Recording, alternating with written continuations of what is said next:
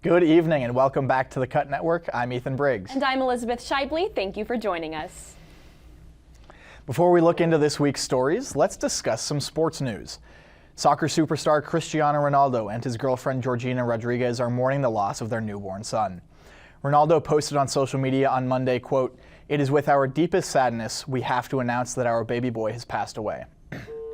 It is the greatest pain that any parents can feel." Their son was one half of a set of twins that was born recently. Ronaldo also said, quote, "Only the birth of our baby girl gives us the strength to live this moment with some hope and happiness." Ronaldo announced that the couple was expecting twins via Instagram on October 28, 2021. In other news, ASU softball has extended their win streak to 20 games after sweeps of Oregon State, University of Arizona, and the University of Oregon. Arizona State is outscoring opponents 264 to 92.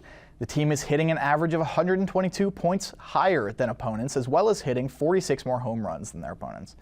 The Sun Devils are 12-0 in conference play and are looking to extend their win streak with a 3-game stretch at Stanford starting Friday. The Sun Devils are going on a historic run, and everyone should be paying attention.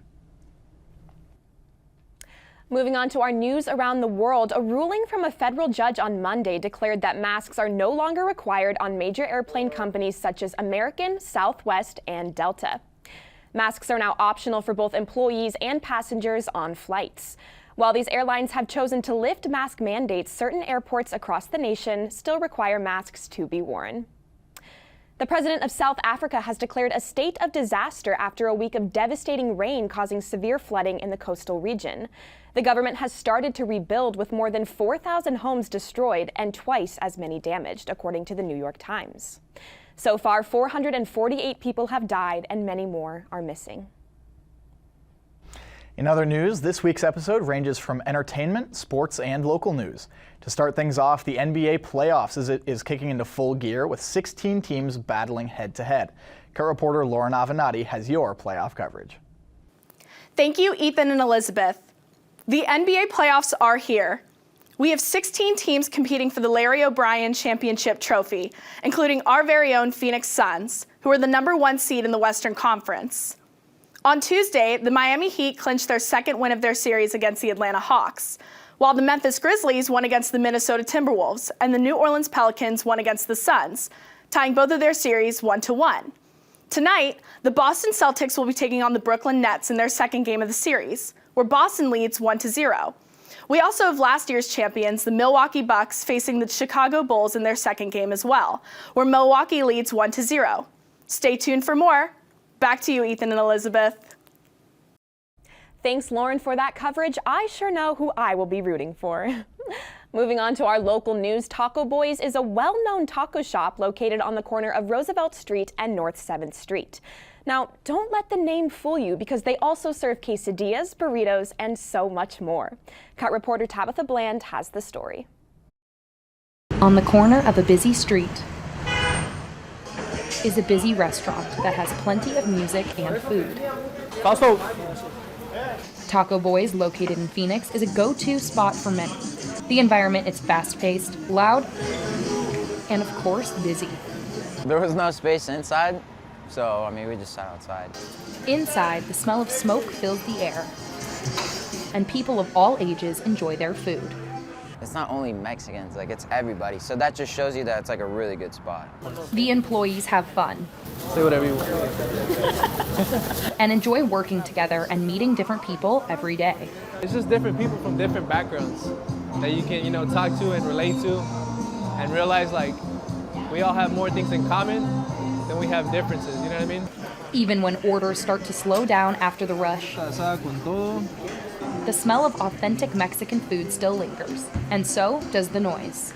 Ryan! I'm Tabitha Bland, reporting. That looks and sounds absolutely delicious, and it definitely made me hungry. Broadway recently announced some of their updated COVID policies when it comes to seeing shows in person. Cut reporter Leslie Chapman has all you need to know. Thank you, Ethan and Elizabeth. I'm Leslie Chapman here with the latest on Broadway's mask and vaccination updates. Many Broadway theater owners have decided to stop checking the vaccination status of ticket holders after April 30th. But all theaters will continue requiring audience members to wear a mask. This comes after the Broadway League announced the change just a week ago. The decision was made by owners and operators of Broadway's 41 theaters. With COVID cases rising in New York City, several Broadway shows have been forced to cancel performances in recent days. Charlotte St. Martin, president of the Broadway League, said, quote, "Since resuming performances last fall, over 5 million attendees have seen a Broadway show, and the safety and security of our cast, crew, and audience has been our top priority. Our intention is that by maintaining strict audience masking throughout the month of May, we will continue that track record of safety for all. And of course, we urge everyone to get vaccinated," end quote. Broadway has chosen to hold on to the masking requirement given the size of its audiences, with Wicked having a seating capacity of 1,926, for example. Owners say that most theatergoers have embraced the requirements, with occasional disputes over mask wearing. The changes announced last Friday will affect only patrons of the theater. Broadway actors and other theater workers will still be required to be vaccinated.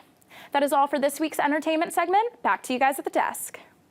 Thanks for that, Leslie. That's it for this week's episode. You can catch us back here next week, but for our latest coverage, you can visit the Cut Network on YouTube.